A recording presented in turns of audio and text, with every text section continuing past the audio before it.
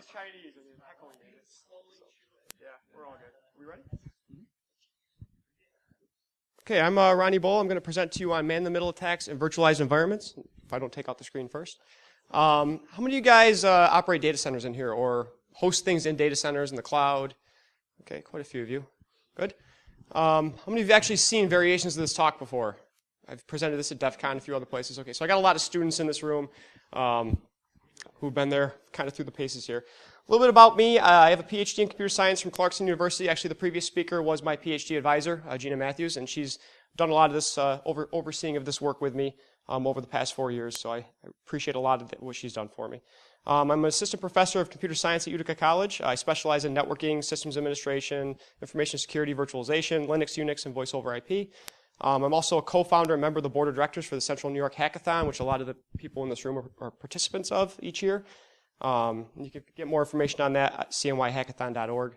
And I also am the owner and principal consultant of Adirondack IT Solutions, which is a small independent consulting company for IT work in the area. Also, I do a lot of work for the Air Force, high-level research, that kind of stuff.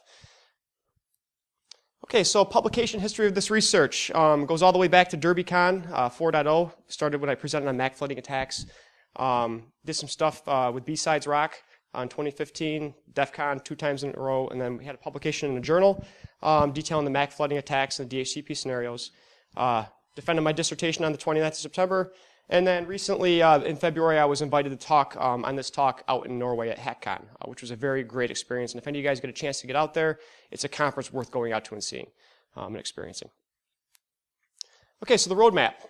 We're going to just talk a little bit about virtualization, multi-tenant environments, cloud services, just a high-level overview of what they are, which most of you probably kind of have a good grasp on that by now. Talk about the test platforms that were used for this research, as well as specific attacks and results. We're going to talk about VLAN hopping today and ARP poisoning, man-in-the-middle attacks, and then present some conclusions. So the key question, we have multi-tenant environments. You're hosting data in these environments. You have multiple virtual machines hosting these environments. And with that, it is a multi-tenant environment. So you and maybe your competitors are also hosted within that same ecosystem. So it's an important question to explore because we have these layer 2 devices that are being virtualized and emulated in these networks. So layer 2 switches, for instance. So do these layer 2 network attacks that we've known that worked on physical devices over the past, say, 20 years or more, do they actually apply in these virtualized networks? So that was the basis of my research. That was my thesis question. This is very important to explore because all cloud services that rely on virtualization could be vulnerable to attacks. It includes data centers hosting mission critical or sensitive data. And I found through my research, a lot of these attacks that I presented over the few years do affect outside activity on the physical network itself. So not only does it affect systems in the virtualized networks, but you can use it to leverage to get outside of the virtual network onto the actual data infrastructure or data center infrastructure. So there's an old lesson here. We're vulnerable to those that are close to us. So if we're hosted on the same system as our competitors, we may actually have issues with that. So what if? This is our basic scenario. We have our host operating system, right? Zen server, Proxmox, VMware, whatever you want to use. It doesn't really matter at this point. What this research was really focused on was the virtual networking devices. So we have hypervisors, but different hypervisors utilize different types of virtualized networking devices at layer 2, layer 3. In this case, we're looking at virtual bridges or switches. So some implementations use the virtual switching, like Open vSwitch. Hyper-V has a switch too. Or we're looking at bridging. So things like Linux kernel bridging, which is mostly used by things like KVM, open source Zen, Proxmox environments. So as you can see here, all these devices or all these systems are actually connected to that virtual network interface here. And we could have a malicious actor on that network. So what could they do with that? How could they actually leverage being on that same network? What kind of things could be gathered from the network traffic? So this research has proved that virtualized network devices do actually have the potential to be exploited in the same manner as their physical counterparts. And like I said before, sometimes this stuff can actually escape and get out into that physical realm. So consequences. What happens if we can successfully launch a layer 2 networking attack within a virtualized environment?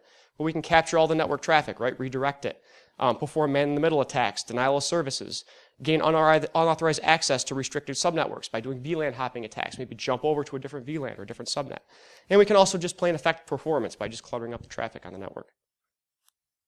So some test scenarios and results. We have VLAN hopping. I got a few scenario descriptions. I have some demos here we can go through. ARP poisoning. So here's the old test environment. I was teaching at SUNY Poly for a while, and we developed this test environment out of a whole bunch of extra equipment we had lying around there. So you have a lot of 1U Dell servers in here. We have a couple customized servers as well. We can see the specs here. Basically, every single major hypervisor platform at that time was tested and used in this environment. So we set these all up, and we tried to keep the hardware similar. But it's important to realize in this research, the hardware really didn't matter because we were looking at the networking devices. So we weren't really testing performance, and I shouldn't say that because we did test performance in the MAC flooding. That was about the only time when we were looking at how the flooding affected the performance of the network. And in that case, a faster system with a faster processor could have handled that traffic a little bit better. But for the most part, when we're testing VLAN hopping, things like that, we're just looking at the networking devices. But we still try to keep things similar. So here's after $30,000 of funding when I moved over to Utica College. All brand new Supermicro servers, wired up nice and pretty. You know, we did quite a bit of work here to get this thing looking nice. Each individual system has identical hardware. So we're looking at 1U Supermicro servers with Intel Xeon X3, 1240 V3 quad-core processors, 32 gigs of RAM each. They each had a 500 gigabyte Western Digital hard drive, and 4 onboard Intel Gigabit network interface cards. So that was nice when I wanted to set up different networks that I could set the VMs on to do the different attacks for VLAN hopping and stuff. You can also see when I moved to the new environment, I upgraded all of the hypervisors to the newer versions that were out at that point in time.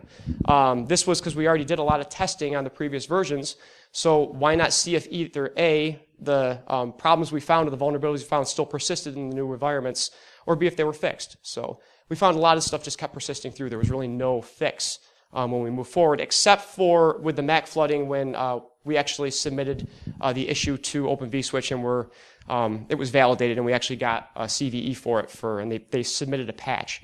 So that was the time when it actually did get fixed in the newer versions of Open vSwitch. Okay, so let's talk about VLAN hopping. So this is an attack used to gain unauthorized access to another virtual LAN on a packet switch network.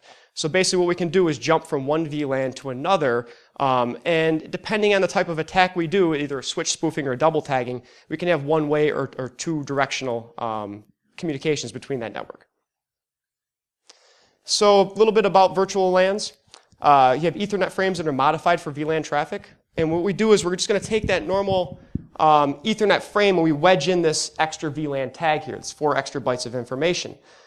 With this, we get this VLAN ID, and that tells us where that packet belongs on that network. So here's a CVE that was published describing the switch spoofing vulnerability on Cisco switches, basically telling us that Cisco switches allow an unauthorized user to gain access to a VLAN by pretending that they're basically another Cisco switch. So they're spoofing these CDP or Cisco Discovery Protocol messages. So the Cisco Discovery Protocol basically allows Cisco devices to talk to each other and tell each other about themselves. What's your operating system? Oh, my operating system is this. What does my networking look like? What are my IP addresses? My routing information. So these are how routers can talk to each other, how switches can talk to each other. We also have things like VTP for the VTP domain. So we can push that out to all the other switches on the network to actually configure our VLANs. Okay, so here's a couple more switch spoofing vulnerabilities released. So the 2900 virtual LAN switches allow remote attackers to inject 802.1q frames by forging the VLAN identifier in the trunking tag. So if I can get onto a switch and spoof it and say I'm another switch and we're trying to make a trunk connection, as long as I can fool it to think that I should be on that same VLAN, I can start passing information bidirectionally. And directly from Cisco, DTP, Dynamic Trunking Protocol. If a switch port were configured as DTP auto and we receive a fake DTP packet, it might become a trunk port and it might start accepting traffic destined for any VLAN. And DTP auto is the default setting on most Cisco switches. This might be changing now in the newer versions of Cisco, but in most of the older stuff you're seeing out there, DTP auto is still the default setting when you take it out of the box.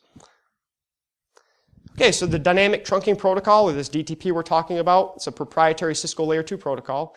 Allows the automatic configuration of trunk ports on Cisco switches. So when we're talking about trying to exploit switch spoofing, we're talking about Cisco environments, right? Because this is really proprietary to Cisco. It provides negotiating of the trunking method with neighbor devices. So the consequences. If an attacker can actually spoof and actually say, hey, I'm a switch, I have a trunk connection to you, let's make things happen, they can generate frames for any VLAN that's supported over that trunk. So there can be multiple VLANs that they can actually get access to. They can communicate with any device on those associated VLANs bidirectionally. And it also allows attackers to eavesdrop on the traffic within that target VLAN because they're already on that broadcast domain. If they want to listen to broadcast messages or do man-in-the-middle attacks, they're already positioned. Okay, so here's a demo. Basically, the setup, this was actually from the research environment. So this was a proof of concept attack. We have a attacking machine, which is sitting there on a virtual switch and bridge, right? So this is just a virtual machine.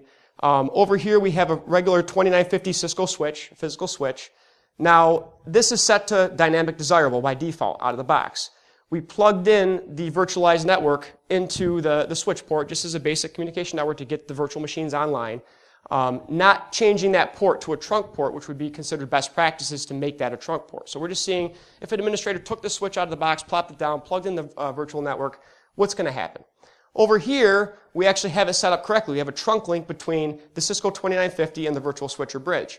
So this is actually set up per best practices. We're supporting VLANs 1 and 20 over this. And then we have a virtual machine sitting inside here on the virtualized network that's sitting on VLAN 20.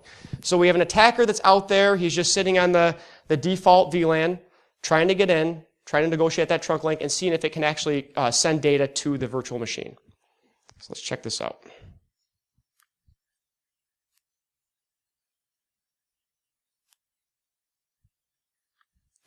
Okay, so what we're doing here is we're using the vSphere environment. And I have the switch over on the side. So we're going to just show the interface that we're connected to. So we're showing int FA021. So it's the 21st port. And we're just checking the status, and we see it's connected. So that Luminara is the ESXi server, right? And it's connected. It's on VLAN 1. Just standard connection there. So let's see what happens next. We're looking over here on the properties, and we see that we have this test VLAN set up. I don't know if any of you guys can see that. It's kind of small. Over here, we're showing the status of the port that the system is connected to is set for non-trunking. So this is the attacking system port, and it's not set up as a trunk right now. So over on the test adapter for the target VM, we're seeing that it's set on that VLAN test network. Over here, we can see that we have 802.1 encapsulation set on that port 21, but again, it's set for not trunking. So that's kind of key because this switch spoofing depends on that trunking mechanism. Okay, so down here we have the Kali VM we're looking at. We're looking at the properties of that right now, and we can kind of see there that it's set for no VLAN. So this currently is set with no VLAN tag. So this is on our native VLAN, so this is for the attacking system.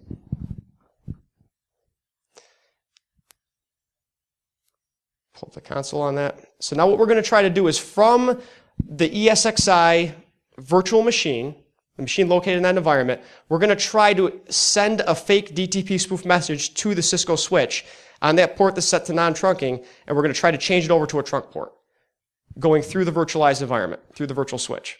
So we're just going to fire up your Cinia, and we're going to send the DTP packet. So just choose the dynamic trunking protocol.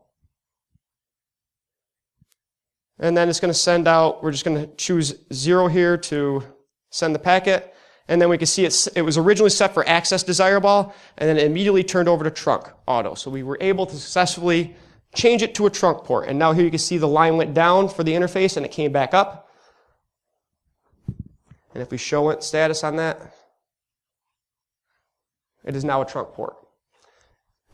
So that went through the virtual switch, from the VM through the virtual switch into the physical network, and it was able to change that physical port on that switch to a trunking port. And now you can have access to any system on that network. So why does this work? And what else did it work on? If I get this back running to work. Here we go. Okay, so I found this worked on any virtual network that was using bridging. If you were using a switch like Open vSwitch or the Cisco Nexus 1000V or the Hyper-V standard virtual switch, Citrix Zen Server uses Open vSwitch, an implementation of it. Those were not affected because they were actually blocking that DTP packet from going through. It wasn't necessary. Their ports didn't even see it. It didn't acknowledge it. However, anything that was using a mode of bridging, our physical Kali 2.0 control system. So we actually tried it with just a basic control using physical systems to see if we could actually put the switch into trunking mode before attempting it from a virtualized environment. Then we saw that it would actually work from anything with bridging. So the open source Xen with bridging, ESXi server basically acts as a bridge. It's not using a virtual switch implementation, it's using a virtual bridge implementation. And then Proxmox using bridge mode as well. So it just basically acted as a pass-through and allowed that DTP packet to go through that virtual network and affect the physical switch. So mitigation, disable any unused switch ports, disable CDP and DTP, or use on a per port basis, right? If you have two switches that you're connecting on a specific port, then maybe you can enable that stuff on there. But if you're just leaving open ports set to DTP auto, that's a pretty bad practice. Limit VLAN access on trunk ports to only what the connected segments require. So if the trunk only needs, 1 and 20 or 25 and 30 for that particular network, don't give it every other VLAN just to have them all on there. You're opening yourself up to attacks. So configure all ports as access ports, no trunking with no access to the native VLAN. Disable ports too, right, you're not using. So it's just down to port security. Let's talk a little bit about double tagging now. So this is an 802.1q VLAN protocol that allows remote attackers to bypass network segmentation and spoof VLAN traffic via a message with two 802.1q tags. So we call this double tagging because we're trying to take a frame and we're adding an additional VLAN tag to it to try to get that frame to jump over to a second VLAN. And there's an actual specific purpose for this. It is a part of the standard of 802.11 or 802.1q standard. This was designed to actually work this way. So what we're doing is we're exploiting the way this thing was designed to our advantage to get packets to where we want them to go. So here's how basic 802.1q tagging works. We have two switches, and between them they have a trunk link, and in this case we're supporting VLANs 1, 2, and 3, where VLAN 1 is that native VLAN, and VLAN 2 and 3 are your access VLANs. We can see systems on each end of the switches there that are connected to VLAN 1, VLAN 2, or VLAN 1, 2, and 3, respectively. So let's just send a basic tagged VLAN packet over, right? This is your normal traffic. We have from the start machine, it's on VLAN 1, it's tagged with the 1, and it's going to go through that first switch. And then it's going to go over the trunk link because it wants to go over and talk to the system over here on the other side on VLAN 1. So we go over that trunk, and then it just forwards that packet onto the correct VLAN, right? Pretty simple. That's how it's supposed to work. So double tagging. We have our normal Ethernet frame up top. We saw this before where we wedge in this extra VLAN tag here, right, to show that we're on that VLAN network for that segmentation. But down here, this is what a double tag frame looks like. So we're actually adding in an extra VLAN tag to that Ethernet frame. Okay, so here's how this process works. That first system is going to send out a packet now, but it's going to have two tags instead of one. So we're going to be tagged for 1 and 2.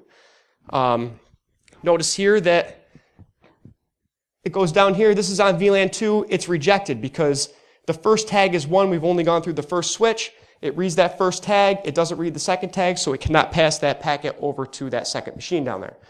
But what happens is when we go through this first switch, that first tag is stripped off before it hits the trunk port. And now as it goes over the trunk port and hits the second switch only sees that second tag. And this is how the VLAN hopping attack works. So what I did is I stripped off that first tag. Now that packet goes on to, or that frame goes on to this machine over here located on VLAN 2. It no longer goes over to VLAN 1 because that tag was stripped off. Pretty simplistic stuff, and this was done by design so that you could move things between packets. Or between networks, I'm sorry. So now we just have another example, 1 and 3. Same difference, just we're just shooting over to a different VLAN, to a different target system. Now this is a one-way attack. We cannot get information back, right? Because we're a attacker system targeting somebody else on another VLAN. We're double tagging a packet and sending it across that network to the other side. In order for them to send a packet back to us, they're going to have to do the same process, right? They're going to have to double tag the packet and send it back to us. Because when they try to reply to that packet, if it's a simple ping or whatever, it's going to try to go back to that other system on that other VLAN, and the system's currently in a totally different broadcast domain, so it doesn't know how to get that traffic to where it needs to be. Okay, so like I said, target system cannot respond back. Not a good attack for eavesdropping because you're just sending information. You can't listen to stuff on the way back and forth. But it is an excellent method for denial of service attacks, right? Because I can send packets to systems on other VLANs from a totally covert VLAN that I'm on another side, and it's very hard to track where these things came from. So I could be sending malicious packets over. It could also be used as a one-way covert channel. Maybe I want to send information to another system on another VLAN and do it covertly. I do it this way. Okay, so I got a few demos of this. A couple different scenarios here. This first scenario was more of a control scenario, so I have an attacking system that's on the physical network. And what we're going to do is we're going to try to send a double tag packet between two Cisco 2950 switches, both with these trunk links with VLANs 1 and 20 supported. And then we have a virtualized environment here connected to that last Cisco 2950 switch over that trunk link. And this is best practices to have these trunk links on there. If you read the documentation, they want you to set up trunk links. And then here we have an access link on VLAN 20 in the virtualized network. So this is going to be a physical attacker on Kali, two physical Cisco 2950 switches, and then a target VM on the Proxmox environment.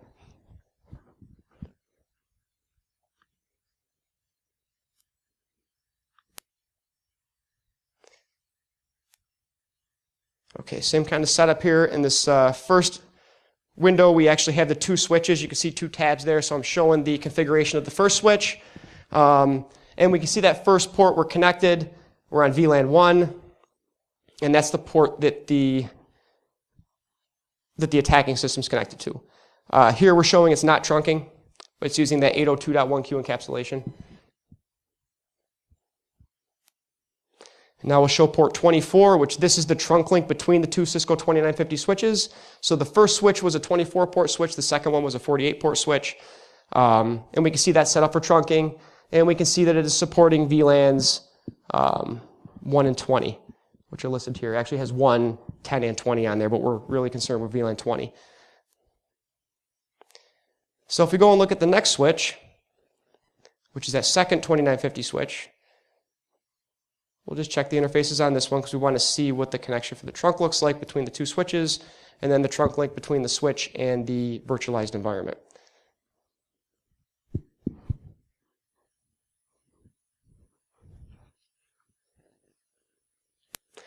Okay, so port 29, we can see the system is Fisto on there. I had a Star Wars kind of theme going on. It's set for a trunk port. It's supporting the same trunks as the original one, 1, 2, 10, and 20, 802.1q encapsulation.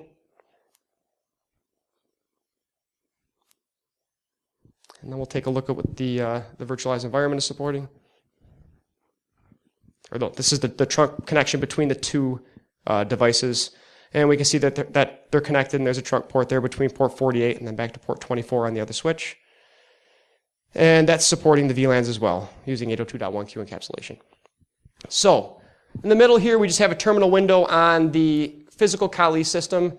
That's going to be the attacking system. And then here is our target system on the Proxmox environment, which is just another Kali system sitting over there. So what we're going to do is we're going to use the Yersinia utility again to launch the VLAN hopping attack on the physical system. And then we're just going to use TCP dump over here to actually monitor to see if we actually get those packets sent across the network. So it's going to take a few to get this set up here. So just doing TCP dump over here minus VV, and then we're just grepping out for ICMP. In the middle, we're just going to run Yersinia minus I for interactive mode. Set up the interface. Now this system had multiple interfaces on it, so had to choose basically a default one there. The one that was on the correct network. In this case, it was EAP2 to do these attacks from. So now on the bottom, there's settings. So when you go to launch, you're going to pick the DT or the 802.1q attack here. And on the bottom, it's kind of hard to see, but there's a bunch of settings down here. We have the source VLAN, the source IP address, which can just be spoofed to whatever you want to set it to. In this case, I set it to 192.168.0.5, I believe. And then the target VLAN is VLAN 2 that you want to set, which I just set to 20. So that's that target VLAN that the system's on. And then the destination IP. So what is the IP address of that system I'm trying to hit? Excuse me. So down here, I'm spoofing the IP address of 192.168.0.5.5, and I'm trying to go to 192.168.1.111 is the target system. So totally different subnetwork, different VLAN. And we can see here that our target system is in fact sitting there on 192.168.1.111. So we're going to start launching the attack from Yersinia now. Now I found that after, you can sit here and watch this, and I'm launching the attack, and it sent out the ICMP packet. You can see there it goes 192.168.5.5, destination to 1.11, and the ICMP on ETH2, right? So we're sending that out, but we don't see anything over here yet. It took a little bit of time. I had to run this attack a few times, just launching it, running it like this, just keep hitting it, and I'm like, oh man, this isn't going to work. This isn't going to work. I'm not going to get my PhD. This sucks. And then all of a sudden, things start happening. So it was successful. So I'm giving this talk in Norway, and I do this. And there was a guy in the back, and they warned us that Norwegians are not going to talk when you're in the conference, and they don't like to speak until afterward. But he actually raised his hand. He said, you know why that's happening? You know why you're getting that delay? And I'm like, I've been trying to figure that one out. He's like, you're doing DNS lookups on your TCP dump still. So we would have seen this stuff a lot quicker if I basically turned off the flag for DNS lookups on there. So I was like, oh, thank you. I've been trying to figure that one out for a little while, and it was just a stupid little thing to overlook, right? So when you're using TCP dump, that's a good lesson to learn. If you're getting some sort of delays and you're waiting for something to happen, maybe turn off DNS if you're not trying to do DNS, if you're just doing IP lookup, right? It's basic stuff. But when you're doing complicated stuff like that, sometimes you overlook the basics. So good lesson learned. Okay, so that was that. We've proven now that we can go through 2 physical switches and actually do the VLAN hopping attack as intended, right? Through those 2 switches from a physical system, and we actually made it into the virtual machine, to the virtualized environment. So that was our control. Let's strip away one of those physical switches, right? Let's actually see if we can do this from a virtualized network, through a virtualized switch, into a physical switch, out the other end into a virtual switch, and then hit another VM on the other side on a totally different network, in a totally different environment, right? So in this case, the attacker is a Zen server virtual machine, and the target's a Proxmox virtual machine. I'm not trying to beat on Proxmox. I actually love Proxmox. It's a great environment, so don't get me wrong here. But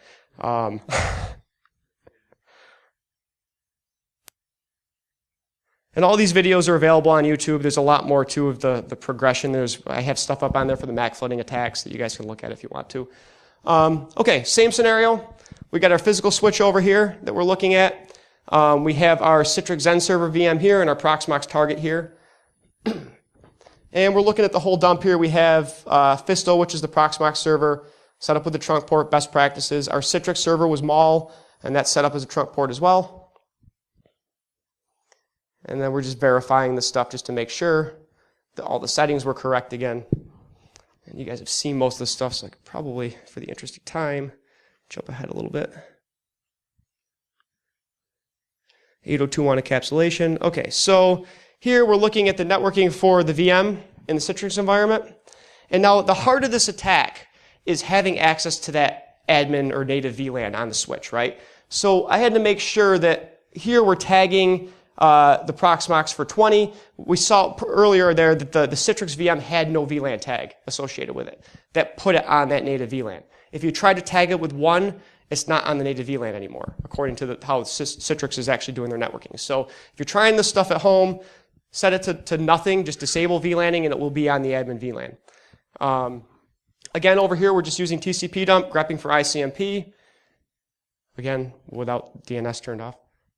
So we'll have a little bit of a delay. And then over here, we're just going to launch Yersinia and run through the attack again. So this was very systematic. You can see as I was doing the research, I was approaching it as, well, can I do it how you're supposed to do it? And then can I take away something and do it the way I think I may be able to do it? And then can I keep taking away stuff and keep trying different things? And but we did it the same way every time, right? So now I'm setting the settings down on the bottom here. I'm going to launch the attack, and then we'll actually see what happens. So again, for time, I'll just scooch forward here a little bit, setting up that attack. Here we see we're sending that packet again across the network, and then we start just jamming those attack packets across. And again, I'm like, oh, this isn't going to work. It's not going to work. But after quite a while, it worked. Right? So again, different environments. Now we're going from a virtualized environment through a virtual switch into a physical switch, out the other end, into another virtualized switch, into a totally different VLAN on a totally different environment. So this gets kind of scary, right? Now I'm going to take it one step further.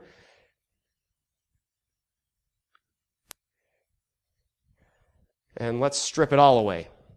Let's see if we can really just go from a physical attacker through a single 2950 physical switch and actually have this be that second hop and strip it off, right? Because before I had two switches before, or I had two physical switches before, or I had a physical and a virtual. So really you could say that, oh, you didn't really make it into the virtual switch before. You already made it to that VLAN when you hit that second physical switch. You're not doing anything special.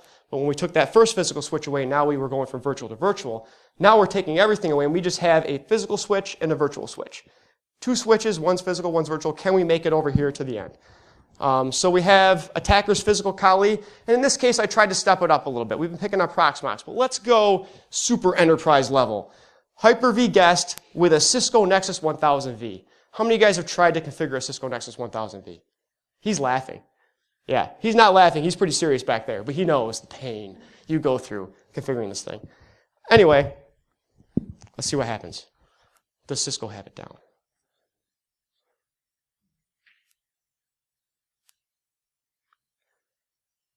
Same setup, right? But in this case, I have two tabs over here now. One is our physical switch, the 2950. Again, we're going to look at all the same stuff. The other tab, though, is we have our configuration for our Nexus 1000V. But let's just verify this stuff for sake of completeness. So our attacking physical system, which is in the middle, is connected on VLAN 1. The target system's over there on the other side. We want to check our status of our port connected to the virtual switch of the Cisco system. So here's the Hyper-V. We're set at the trunk port on that, connected to that Cisco Nexus 1000V. And the trunking information there. In this case, the VM was on VLAN 10 when I set it up on the Cisco. But we're still supporting all the same VLANs that we were using before. Okay, so let's jump up here. Now we're looking at that Cisco Nexus 1000V. He's probably shuddering there. I don't want to see that again. So we can see again we're set up with a trunk port here, connected to VLAN 10, right, for that network connection. VETH1 is the one connecting back to our actual switch, physical switch. Okay, so the attacking system and the target system. We're just going to do the same kind of setup again. TCP dump, grepping for ICMP.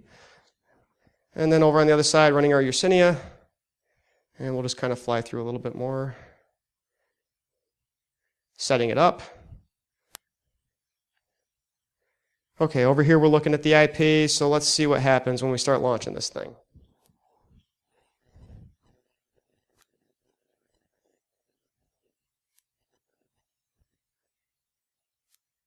Okay, so there's the packet going out, and again, we're just kind of jamming it away.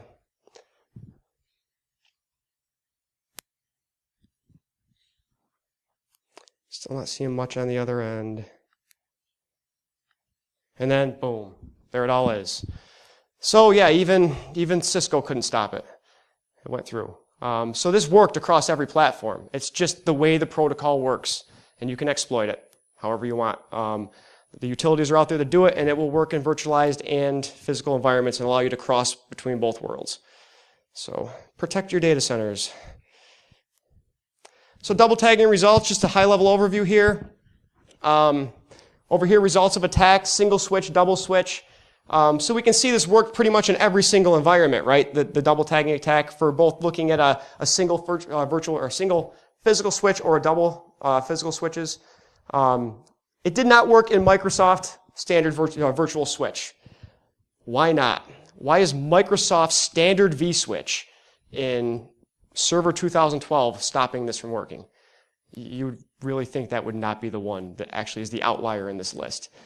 But what they actually did is in Server 2008, they started putting something into their virtualized networking that basically blocks any kind of back spoofing. So what we can see with this VLAN hopping attack is that you're spoofing your MAC address when you're sending out the attacks. So by spoofing your MAC address, the virtual switch is actually catching that, and it's blocking those packets from going through. So that actually prevented it from occurring. Now, if you start looking through a lot of the forums and stuff out there on why they did this, it seems like it just kind of ended up getting in there somehow by accident, by the design. And now you start finding a lot of threads out there of people trying to figure out how to disable that feature. So Microsoft, if you try to go out and try to look up, MAC spoofing protection, virtual LAN switch, you'll find their basic promo material about the server and why it has that, but it doesn't tell anything about it. And then the only technical details you can find about it are their published details on how to disable it. Then once you disable it, you could do this type of attack. So, don't know, that's kind of backwards. The other side, can I launch the attacks from the virtualized environments, right? When we had that virtual switch, we were coming from the virtual switch, going into the networks.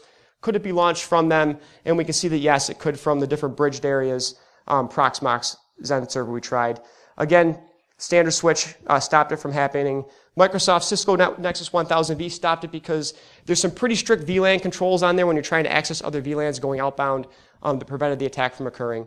And ESXi didn't really figure out why that prevented it from occurring, but it wasn't able to go out from the ESXi system. Okay, mitigation. Do not assign any host to VLAN 1 or that native VLAN. Disable VLAN 1 on all unnecessary ports. Maybe even change your native VLAN to something more obscure, right?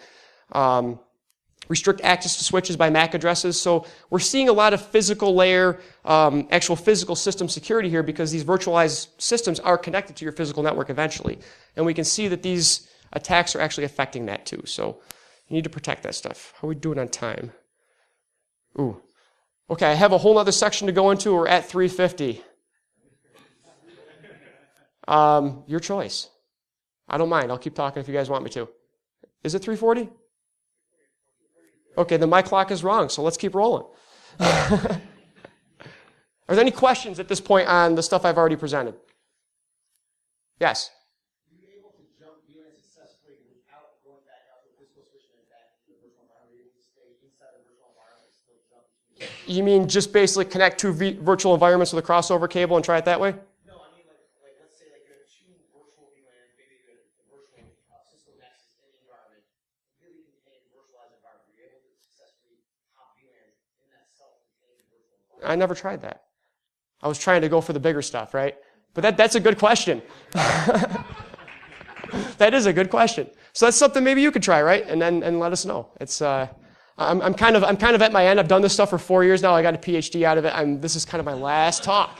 I'm moving on to bigger things. I'm letting my students now talk, right? These guys did a great job on their stuffer stuff. Let's talk about the ARP spoofing. But that is a good question. Maybe I'll have some students work on that one at some point. Yeah, eating your Chinese food. Okay, ARP, Address Resolution Protocol.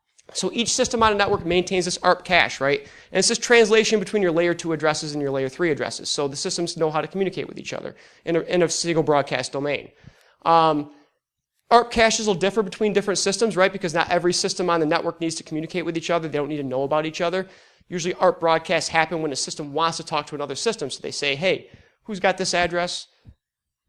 There it is. Tell this IP address, right? Tell me who has it. So then we get this MAC address back from that system that actually has that on the network. So it's just a broadcast out. And then it's a unicast back. So only the system requesting it gets the answer back and then populates its ARP cache with the update. So this allows it to not have to do this broadcast later on in the line. If it needs to communicate with that system again, it already has that table so it knows what the translation is. So how can we break this? ARP spoofing is a pretty well-known attack, right? Basically, what we did is we did this in the virtualized environment. So we created multiple test scenarios where we had a router virtual machine going out to the physical network interface card of the virtualized environment, and then going out to the cloud, right? So we're just plugged into the data center at that point. And then we have that target virtual machine, and then we have a virtual switch. So in this case, we're trying to do ARP spoofing like you asked within a single environment, right, to see if it actually works. So this is on a multi-tenant host. So what we do is we pop that attacking virtual machine down there on the switch, and then we try to redirect all the traffic through. So the target virtual machine is going to end up sending its traffic because of the MAC address spoofing and the ARP spoofing to the attacker virtual machine because it's going to think that it's sending it to the actual router because the attacker spoofed its address to make the target virtual machine think that it is the router. And it also poisoned the router's information to think that it is the target system that's trying to send the data through. So we have a nice little man in the middle there. So we have a quick demo on this one. The attacker is a physical Kali system, and the target system is going to be VMware ESXi.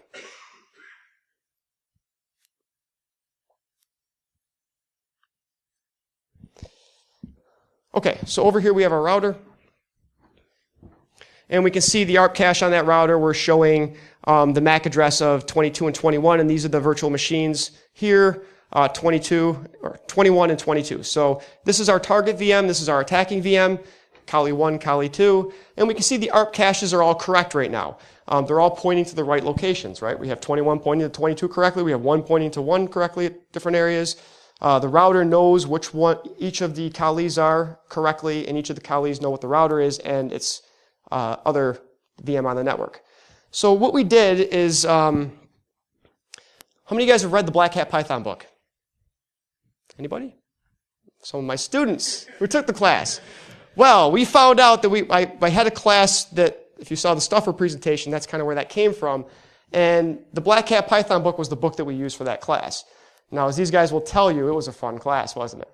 Yeah. So the Black Hat Python book, the code is quite broken. So we spent a lot of time fixing a lot of that code.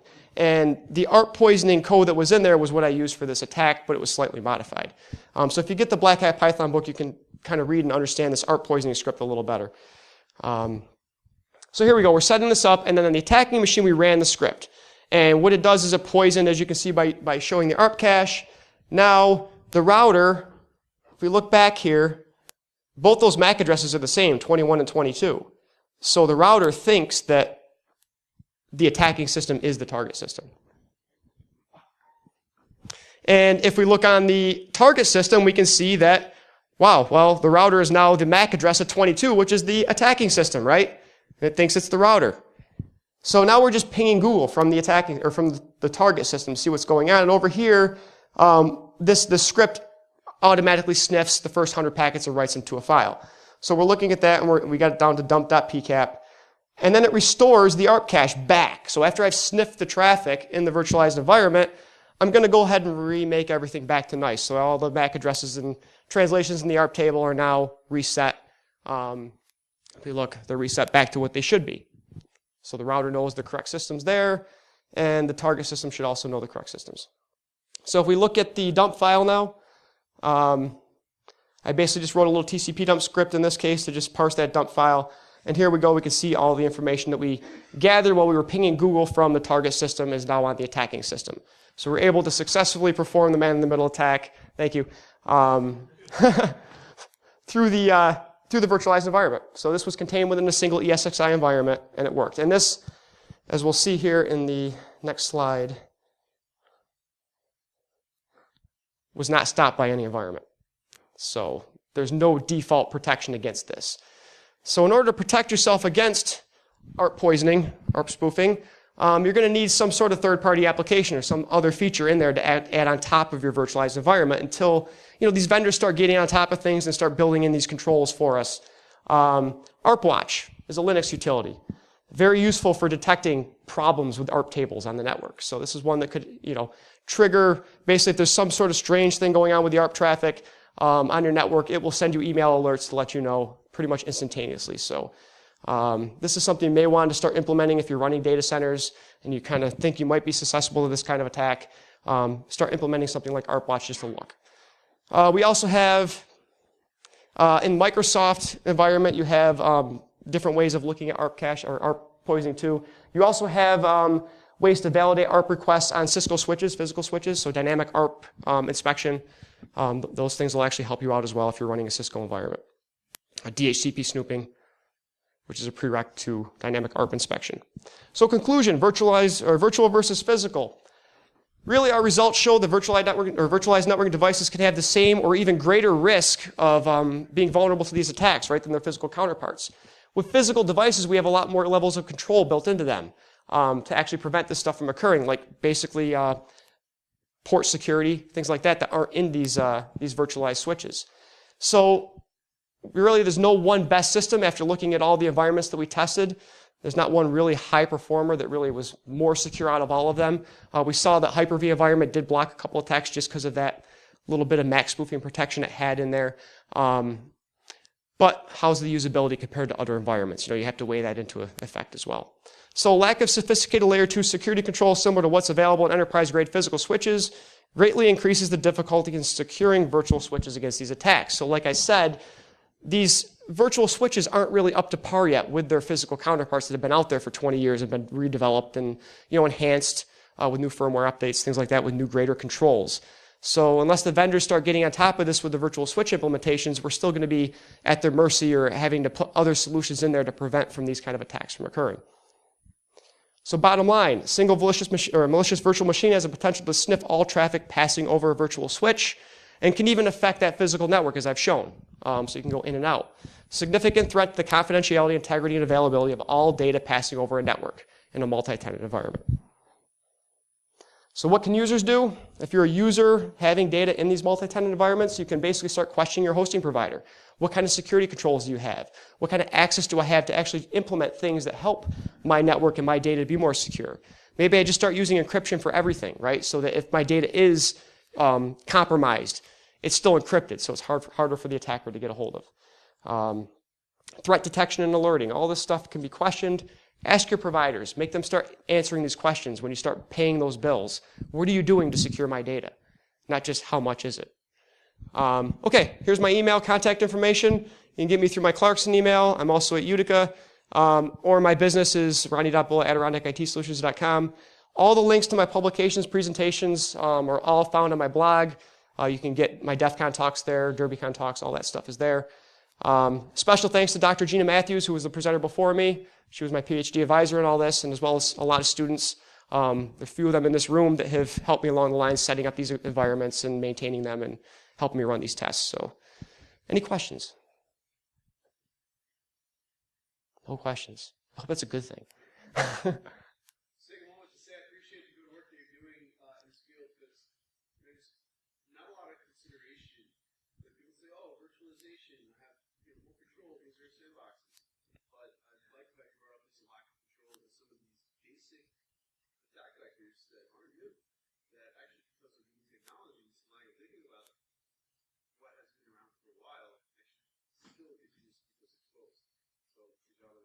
Thank you. Anybody else? Okay, I'll be around later if you guys want to stop and talk to me individually or whatever, that's fine.